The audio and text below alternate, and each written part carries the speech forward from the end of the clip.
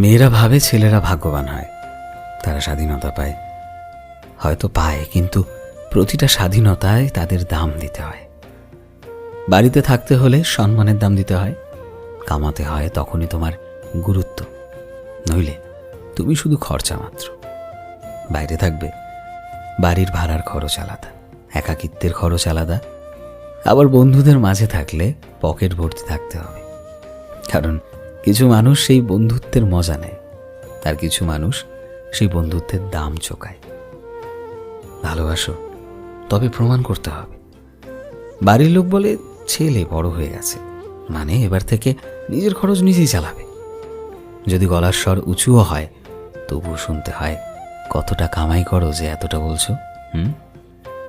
আর মজার কথা এটাই যে মানুষ বলে পুরুষ বাড়ির মালিক হয়।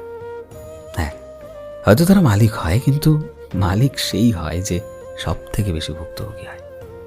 সম্মান ফ্রি নয়, দায়িত্ব ফ্রি নয়, এমনকি চুপ থাকাটাও ফ্রি নয়। আর সমাজ সমাজ কত সহজ করে বলে দেয়, তাই না, যে ছেলে তো তারা তো সব পায়। আরে হ্যাঁ, তারা সব পায়, কিন্তু তার পরিবর্তে দাম দিতে হয়।